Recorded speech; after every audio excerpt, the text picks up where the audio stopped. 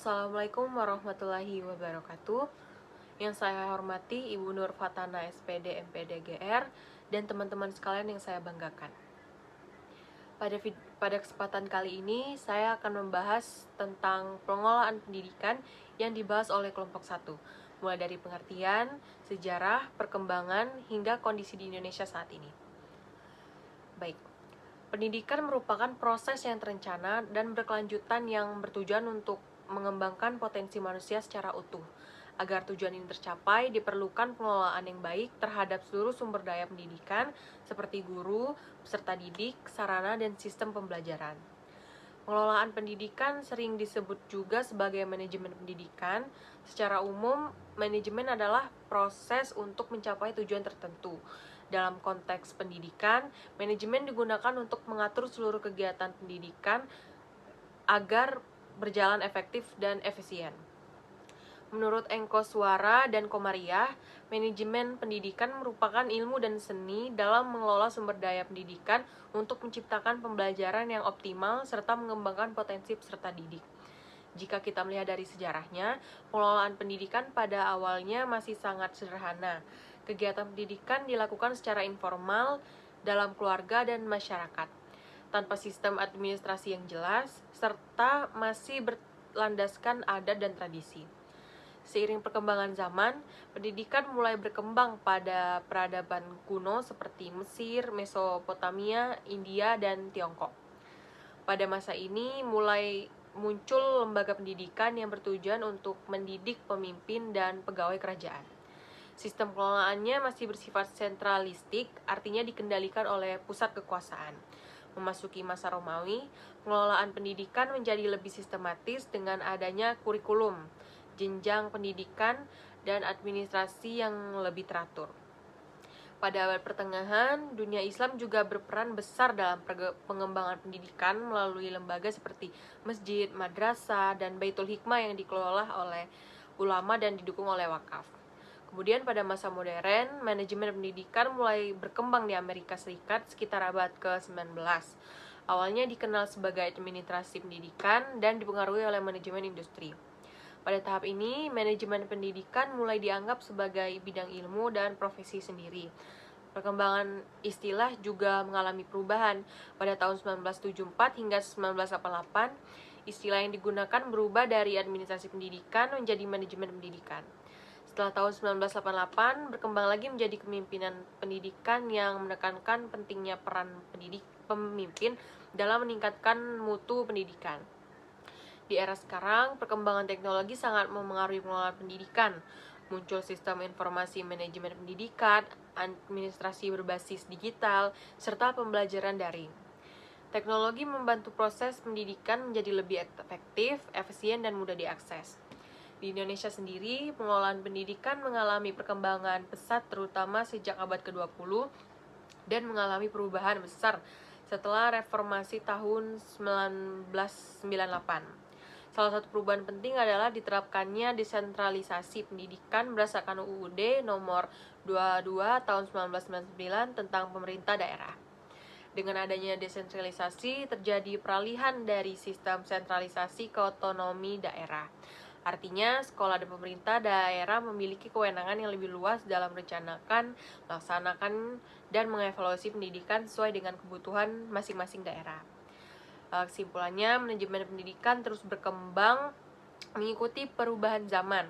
Pengelolaan yang baik sangat penting untuk menunjang keberhasilan pendidikan. Di Indonesia, kemajuan pengelolaan pendidikan ditandai dengan adanya desentralisasi, peningkatan mutu pendidikan, serta profesionalisme para pengelola pendidikan. Baik, selanjutnya saya akan merangkum dari kelompok 2, yaitu tentang pengelolaan pendidikan. Mulai dari pengertian, proses, sampai bagian-bagian penting yang ada di dalamnya. Yang pertama, yaitu kenapa pengelolaan pendidikan itu penting? Karena berhasil atau tidaknya suatu pendidikan itu sangat dipengaruhi oleh bagaimana cara mengelolanya. Kalau pengelolaannya bagus, maka proses belajar juga akan berjalan lancar dan hasilnya maksimal. Secara sederhana, pengelolaan pendidikan itu adalah proses mengatur, mengarahkan, dan mengendalikan semua kegiatan pendidikan supaya tujuan yang diinginkan bisa tercapai dengan efektivitas dan efisien. Yang pertama adalah perencanaan, yaitu menyusun apa saja yang akan dilakukan. Yang kedua, pengorganisasian, yaitu membagi tugas dan bertanggung jawab. Yang ketiga, pelaksanaan, yaitu menjalankan rencana yang sudah dibuat. Keempat, pengawasan, yaitu memastikan semuanya berjalan sesuai rencana. Dan yang terakhir adalah evaluasi, yaitu menilai apakah tujuan sudah tercapai atau belum. Selain proses, ada juga yang namanya substansi atau bagian-bagian dalam pengelolaan pendidikan.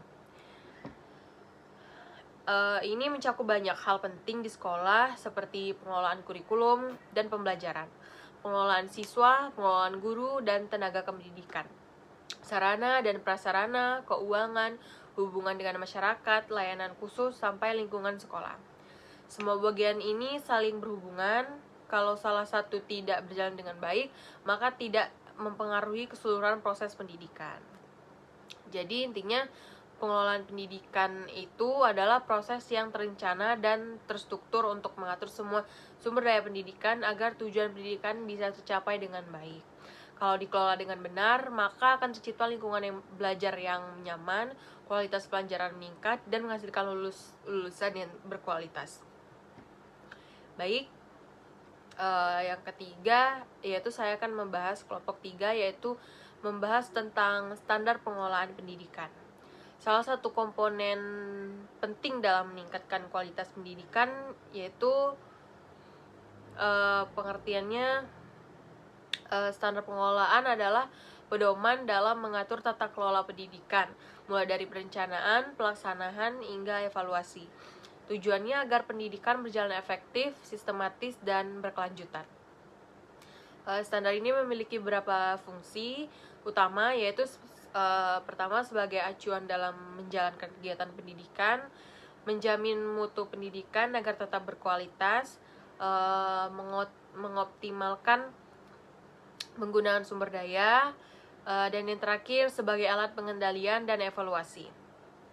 Tujuan dari standar pengelolaan pendidikan itu ada meningkatkan efektivitas dan efisien pendidikan, mengoptimalkan sumber daya pendidikan, meningkatkan mutu pendidikan secara berkelanjutan, menyesuaikan pendidikan dengan perkembangan zaman, dan mewujudkan sistem yang transparan dan akuntabel. Penerapannya dilakukan melalui beberapa tahap, yaitu pertama perencanaan, menyusun visi, misi, dan program sekolah. Yang kedua pelaksanaan, menjalankan pembelajaran dan pembagian tugas. Yang ketiga pengawasan dan evaluasi, memantau dan memperbaiki program. Contohnya sekolah membuat program literasi untuk meningkatkan minat baca, lalu dievaluasi dan diperbaiki secara berkala. Kesimpulannya yaitu standar pengelolaan pendidikan sangat penting karena membantu pendidikan berjalan terarah dan berkualitas. Dengan pengelolaan yang baik, mutu pendidikan dapat terus meningkat dan tujuan pendidikan bisa tercapai secara optimal. Selanjutnya yaitu kelompok 4 tentang pengelolaan pendidikan dan tenaga kependidikan. Pengelolaan pendidikan dan tenaga pendidikan adalah proses yang meliputi perencanaan, perorganisasian, pelaksanaan, dan pengawasan terhadap tenaga pendidik agar dapat bekerja secara profesional. Pendidikan adalah tenaga profesional yang mengajar, membimbing, dan menilai siswa. Sedangkan tenaga kependidikan adalah pihak yang mendukung pendidikan seperti staf administrasi, pustakawan, dan laboran. Berdasarkan undang-undang, pendidik bertugas mengajar, membimbing, menilai, dan melatih peserta didik. Sedangkan tenaga kependidikan bertugas dalam administrasi, pengelolaan, dan pelayanan teknis pendidikan. Tujuan utama pengelolaan pendidikan ini adalah meningkatkan efektivitas dan efisiensi kerja, mengembangkan kemampuan kreativitas, dan motivasi tenaga pendidik, menyesuaikan pendidikan dengan kebutuhan peserta didik, dan perkembangan zaman menciptakan kepemimpinan pendidikan yang berkualitas. pendidik dan tenaga pendidikan harus memenuhi kriteria seperti memiliki kualifikasi akademik, memiliki kompetensi pedagogik, profesional, sosial, dan kepribadian, dan bersikap profesional dalam menjalankan tugas. Pengelolaan dilakukan melalui beberapa tahap, yaitu perencanaan, seleksi, pembinaan dan pengembangan, penilaian, pemberian kompensasi, dan pemberhentian. Kesimpulannya yaitu pengelolaan pendidikan dan tenaga pendidikan merupakan proses penting yang harus dilakukan secara sistematis, mulai dari perekrutan hingga pemberhentian. Dengan pengelolaan yang baik, kualitas pendidikan dapat meningkat secara optimal. Selanjutnya, saya akan menjelaskan kelompok 5 tentang pengelolaan peserta didik, yaitu bagaimana sekolah mengatur dan membina siswa agar berkembang secara optimal. Pengelolaan peserta didik adalah proses pengaturan dan pelayanan siswa sejak masuk sekolah hingga lulus. Tidak hanya mencatat data, tetapi juga mencakup pembinaan, pengawasan, dan pengembangan potensi siswa secara menyeluruh. Pentingnya pengelolaan peserta didik itu penting karena siswa adalah pusat pendidikan, membantu pembelajaran jadi lebih efektif, dan mendukung perkembangan akademik dan non-akademik. Tujuan pengelolaan peserta didik itu ada menciptakan lingkungan belajar yang nyaman dan kondusif, mengembangkan potensi dan bakat siswa, menanamkan disiplin dan karakter, mendukung tercapainya tujuan pendidikan. Fungsi pengelolaan peserta didik ada pengembangan, mengembangkan potensi siswa, pembinaan, membentuk karakter, pengawasan, mengontrol perilaku dan disiplin, pelayanan, memberikan layanan seperti bimbingan konseling, dan yang terakhir itu ada pendukung pembelajaran, menciptakan suasana belajar efektif. Dalam pelaksanaannya, pengelolaan peserta didik harus berorientasi pada kebutuhan siswa, menghargai perbedaan individu, bersifat mendidik, dan berkelanjutan adil dan objektif. Pengelolaan peserta didik dilakukan melalui beberapa tahap. Yang pertama itu ada penerimaan siswa baru, yang kedua analisis kebutuhan siswa, yang ketiga orientasi dan penempatan, yang keempat pembinaan dan pengembangan, yang kelima pencatatan dan pelaporan, kelulusan, dan hubungan alumni. Kesimpulannya itu adalah pengelolaan peserta didik adalah proses penting dalam pendidikan yang mencakup pengaturan, pembinaan, dan pelayanan siswa. Dengan pengelolaan yang baik, perkembangan siswa dapat optimal dan tujuan pendidikan dapat tercapai. Selanjutnya itu kelompok 6 yang membahas tentang pengelolaan sarana dan prasarana pendidikan, yaitu bagaimana fasilitas sekolah dikelola agar mendukung pembelajaran yang efektivitas. Sarana pendidikan adalah alat yang digunakan langsung dalam pembelajaran seperti buku, papan tulis, dan media pembelajaran. Sedangkan prasarana pendidikan adalah fasilitas pendukung seperti gedung sekolah, ruang sekolah, perpustakaan, dan lapangan. Perbedaannya itu sarana digunakan secara langsung dalam belajar, prasarana itu digunakan secara tidak langsung sebagai pendukung, keduanya saling melengkapi dan tidak dapat dipisahkan. Pentingnya sarana dan prasarana itu menjadi indikator kualitas pendidikan, meningkatkan kenyamanan dan keamanan belajar, membantu guru mengajar lebih efektivitas, dan meningkatkan motivasi dan hasil belajar siswa. Tujuannya itu adalah menjamin ketersediaan fasilitas sesuai kebutuhan, meningkatkan efisiensi pengelolaan, menghindari pemborosan, dan mendukung tercapainya tujuan pendidikan. Pengelolaan ini dilakukan melalui beberapa tahap, yaitu perencanaan, menentukan kebutuhan fasilitas dan anggaran, pengadaan, menyediakan fasilitas melalui pembelian atau bantuan pemeliharaan, merawat fasilitas agar tetap berfungsi dengan baik, pengawasan dan evaluasi, dan yang terakhir memantau penggunaan dan melakukan perbaikan.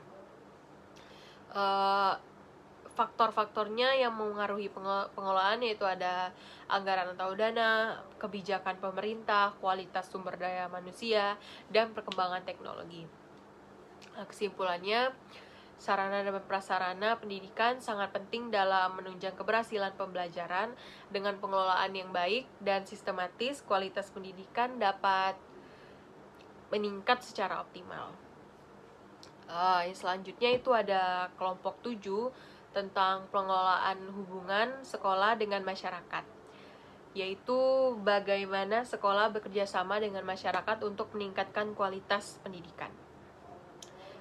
Pengelolaan hubungan sekolah dengan masyarakat adalah proses perencanaan, pelaksanaan, hingga evaluasi kerjasama antara sekolah dan masyarakat untuk mendukung pendidikan. Tujuan utamanya adalah membangun hubungan yang harmonis, meningkatkan komunikasi antara sekolah dan masyarakat, mendorong partisipasi masyarakat, mendukung keberhasilan program pendidikan. Hubungan ini memiliki beberapa fungsi, yaitu informatif, edukatif, persuasif, dan koordinatif, dan integratif. Bentuk kerjasamanya itu ada rapat orang tua, komite sekolah, kegiatan sosial, kerjasama dengan instansi media, dan digital.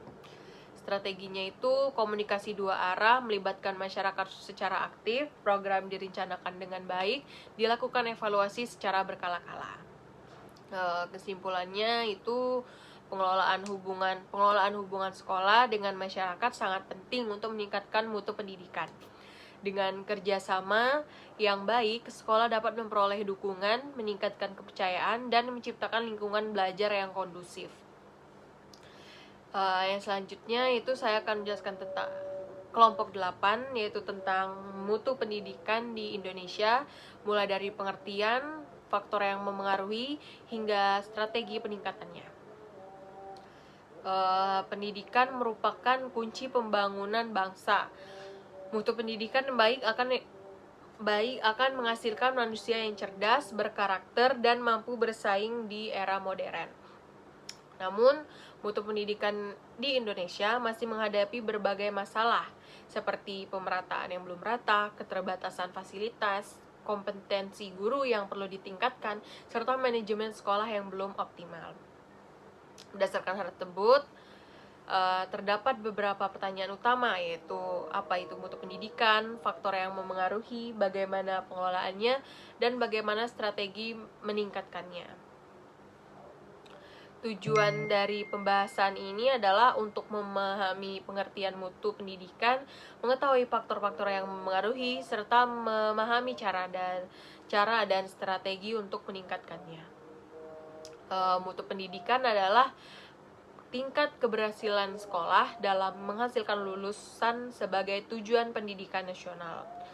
Mutu pendidikan mencakup 3 hal, yaitu input seperti siswa dan guru, proses yaitu kegiatan pembelajaran serta output berupa hasil belajar dan karakter siswa, dan faktor-faktor yang memengaruhinya itu ada beberapa yang mempengaruhi, yaitu mutu pendidikan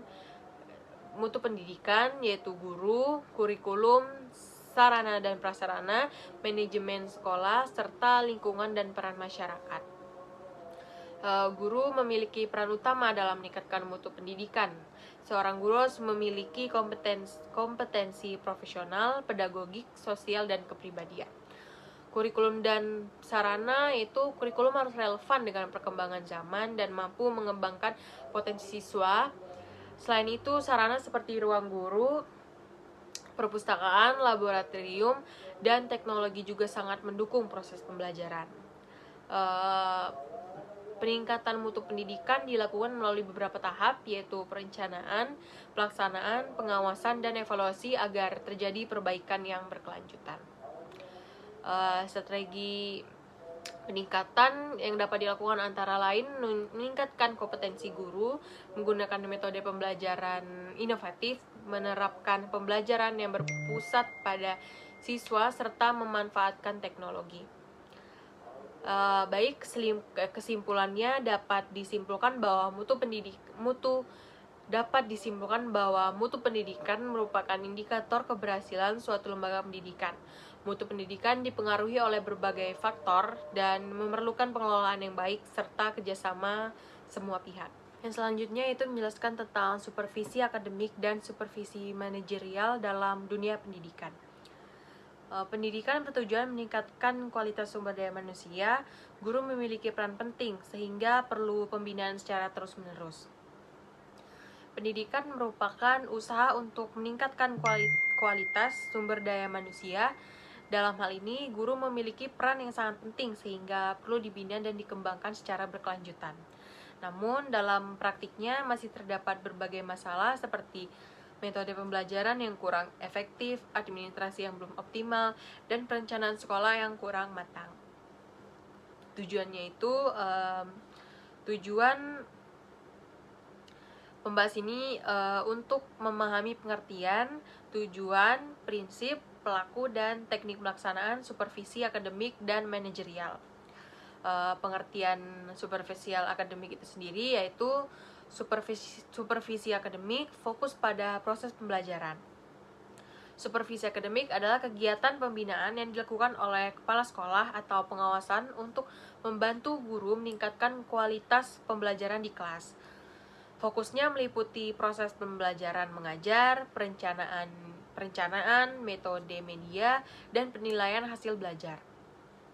Yang selanjutnya pengertian supervisi manajerial. Supervisi manajerial fokus pada pengelolaan sekolah. Sedangkan supervisi ini kegiatan yang berfokus pada pengelolaan sekolah sebagai organisasi, seperti perencanaan program, administrasi, serta hubungan dengan masyarakat. Tujuan dari masing-masing supervisi ini, supervisi akademik yaitu meningkatkan kemampuan guru untuk mengembangkan keterampilan mengajar, memantau pembelajaran. Supervisi manajerial meningkatkan manajemen sekolah, mengelola fasilitas dan keuangan, memperkuat hubungan dengan masyarakat. Dalam pelaksanaannya, supervisi harus dilakukan secara demokratis, objektif, berkesinambungan, serta menciptakan hubungan harmonis agar hasilnya lebih maksimal. Teknik supervisi akademik itu ada teknik terdiri dari teknik perseorangan seperti kunjungan kelas, observasi, dan pertemuan individual, serta teknik kelompok seperti diskusi guru dan pelatihan. Teknik supervisi manajerial yaitu dilakukan melalui monitoring dan evaluasi, diskusi kelompok, workshop, serta berbagai metode lain untuk meningkatkan pengelolaan sekolah. Kesimpulannya itu bahwa supervisi akademik dan manajerial sama-sama penting dalam meningkatkan mutu pendidikan. Supervisi akademik itu berfokus pada pembelajaran, sedangkan supervisi manajerial berfokus pada pengelolaan sekolah. Keduanya saling melengkapi untuk menciptakan pendidikan yang berkualitas. Yang selanjutnya yaitu tentang kepemimpinan pendidikan dan pengambilan keputusan dalam dunia pendidikan.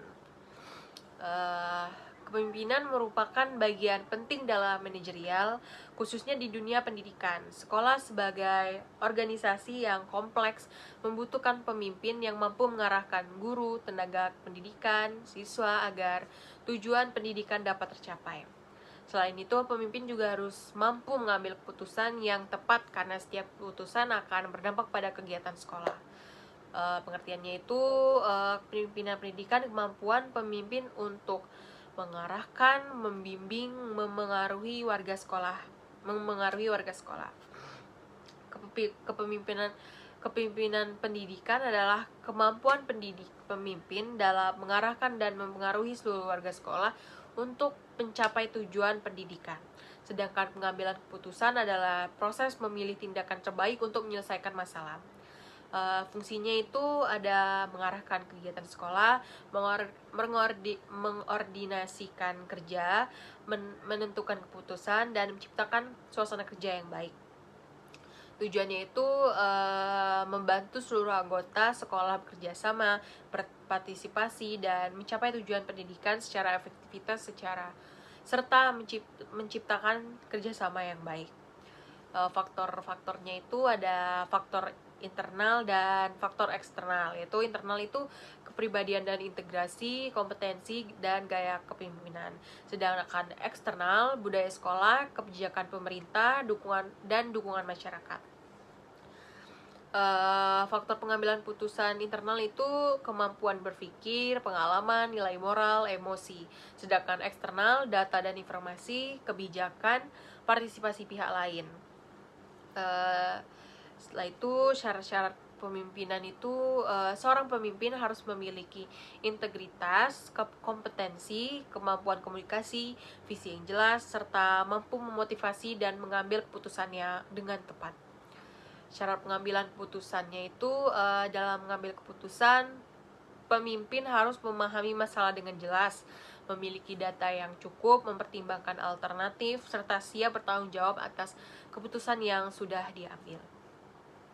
Kesimpulannya itu dapat disimpulkan kepemimpinan pendidikan sangat berpengaruh terhadap keberhasilan sekolah. Selain itu, pengambilan keputusan juga sangat penting karena setiap keputusan berdampak pada kegiatan pendidikan. Oleh karena itu, pemimpin harus bijak, rasional, dan bertanggung jawab dalam mengambil keputusan. Yang selanjutnya itu kurikulum dan pembelajaran. Saya akan menjelaskan kurikulum dan pembelajaran. Kurikulum dan pelajaran adalah dua hal yang saling berhubungan. Kurikulum berfungsi sebagai rencana atau pedoman pendidikan, sedangkan pembelajaran adalah proses pelaksanaan dari kurikulum tersebut. Salah satu bentuk pembelajaran yang digunakan adalah pembelajaran terpadu, yaitu pembelajaran yang menghubungkan beberapa mata pelajaran dalam satu tema. Dengan cara ini, siswa dapat belajar secara lebih aktif dan memahami secara menyeluruh. Dari salah satu penjelasan pengertian kurikulum dan pengertian pembelajaran, yaitu pengertian kurikulum itu kurikulum berasal dari bahasa Yunani, yaitu kurir yang berarti pelari dan kurer yang berarti tempat berpacu. Dalam pendidikan, kurikulum diartikan sebagai rangkaian rencana belajar yang harus ditempuh siswa untuk mencapai tujuan pendidikan. Sedangkan pengertian pembelajaran adalah proses interaksi antara guru, siswa, dan sumber belajar yang bertujuan membantu siswa memperoleh pengetahuan, keterampilan, sikap, dan nilai positif. Tujuan kurikulum dan pelajarannya itu, tujuan kurikulum itu menjadi pedoman dalam proses belajar, mengarahkan siswa mencapai kompetensi, membantu guru merancang pembelajaran, membentuk sikap dan keterampilan siswa. Kalau pembelajaran itu membantu siswa memahami materi, mengembangkan kemampuan berpikir, dan membuat siswa aktif dalam belajar mencapai tujuan pendidikan. Manfaat dari masing-masing pengertian tersebut yaitu manfaat kurikulum menyeragamkan mutu pendidikan, membantu guru mengatur materi, membantu siswa belajar terarah, menjadi dasar penilaian belajar, menjadi dasar penilaian belajar. Manfaat pembelajaran itu ada menambahkan pengetahuan siswa, melatih keterampilan berpikir, membentuk siswa tanggung jawab, membantu penerapan ilmu dalam kehidupan sehari-hari. Komponen kurikulum dan pembelajaran itu yaitu komponen kurikulum itu tujuan, materi atau bahan ajar, proses pembelajaran, dan evaluasi. Kalau komponen pembelajaran itu asesmen atau penilaian, media pembelajaran, dan sumber belajar. Keterkaitan kurikulum dan pelajaran itu dalam kurikulum Merdeka terdapat beberapa komponen yang sering berhubungan, yaitu CP, capaian pembelajaran, TP, tujuan pembelajaran, ATP, alur tujuan pembelajaran atau modul ajar, dan P5, proyek muatan profil belajar Pancasila, dan asesmen. Semua komponen tersebut saling mendukung agar pembelajaran menjadi lebih efektif dan berpusat pada siswa. Kesimpulannya dari materi di atas, yaitu kurikulum adalah rencana pendidikan yang berisi tujuan, materi, metode, dan evaluasi pembelajaran. Sedangkan pembelajaran adalah proses interaksi antara guru dan siswa untuk mencapai tujuan pendidikan. Dalam kurikulum Merdeka, kurikulum dan pembelajaran saling berhubungan sehingga menghasilkan pembelajaran yang bermakna dan berpusat pada siswa. Baik, selanjutnya saya akan menjelaskan kelompok terakhir, yaitu pengelolaan keuangan pendidikan. Keuangan merupakan bagian yang sangat penting dalam dunia pendidikan, karena semua kegiatan sekolah membutuhkan dana, seperti pembelian buku, gaji guru, fasilitas belajar, dan kegiatan siswa. Jika pengelolaan keuangan tidak dilakukan dengan baik, maka bisa terjadi pemborosan, kekurangan dana, bahkan ketidakjelasan penggunaan uang. Oleh karena itu, pengelolaan keuangan pendidikan harus dilakukan secara adil, efektivitas, efisien, transparan, dan dapat dipertanggungjawabkan. Pengelolaan keuangan pendidikan adalah proses mengatur penggunaan dana sekolah sesuai dengan kebutuhan pendidikan. Kegiatan ini meliputi perencanaan anggaran, penggunaan dana, pencatatan keuangan, pengawasan, dan pelaporan keuangan. Tujuannya itu agar dana digunakan secara tepat dan sesuai dengan tujuan pendidikan. Tujuan pengelolaan keuangan ini adalah meningkatkan efektivitas penggunaan dana, meningkatkan efisien anggaran, menjamin transparansi penggunaan dana, mewujudkan tanggung jawab kepada masyarakat dan pemerintah, dan meningkatkan mutu pendidikan. Prinsip-prinsip ini yaitu ada 4 prinsip utama dalam pengelolaan keuangan pendidikan, yaitu pertama, transparansi, yaitu pengelolaan dana dilakukan secara terbuka. Yang kedua, akuntabilitas, yaitu penggunaan dana dapat dipertanggungjawabkan. Yang ketiga, efektivitas, penggunaan dana sesuai tujuan pendidikan. Dan yang terakhir, efisiensi, penggunaan dana dilakukan secara hemat dan tepat. Prinsip ini penting agar tidak terjadi penyalahgunaan dana.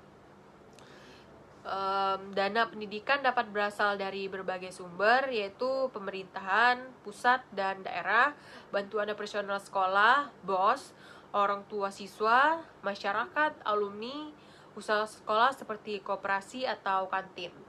Semua sumber dana tersebut digunakan untuk mendukung kegiatan pendidikan. Proses pengelolaan keuangan pendidikan terdiri dari beberapa tahap, yaitu perencanaan anggaran, penyusunan anggaran, pelaksanaan penggunaan dana, pencatatan keuangan, pelaporan, dan pertanggungjawaban. Proses ini harus dilakukan secara teratur agar keuangan sekolah terkontrol dengan baik. Pengelolaan keuangan sekolah melibatkan beberapa pihak, yaitu kepala sekolah sebagai penanggung jawab, bendahara sebagai pencatat keuangan, otorisator sebagai pemberi persetujuan, ordinator sebagai pelaksanaan pembayaran. Tugas mereka adalah mengatur penerimaan dan pengeluaran dana, membuat laporan, dan melakukan pengawasan. Baik, kesimpulan dari materi yang sudah saya jelaskan, yaitu pengelolaan keuangan pendidikan sangat penting untuk mendukung keberhasilan pendidikan. Pengelolaan harus dilakukan secara transparan, efektivitas, efisien, dan dapat dipertanggungjawabkan. Jika keuangan dikelola dengan baik, maka kegiatan belajar mengajar dapat berjalan lancar dan kualitas pendidikan akan meningkat. Baik, itu saja yang dapat saya sampaikan. Jika saya ada salah pengucapan atau salah dalam menimbah materi yang sudah saya jelaskan sebelumnya, saya mohon maaf. Terima kasih. Wassalamualaikum warahmatullahi wabarakatuh.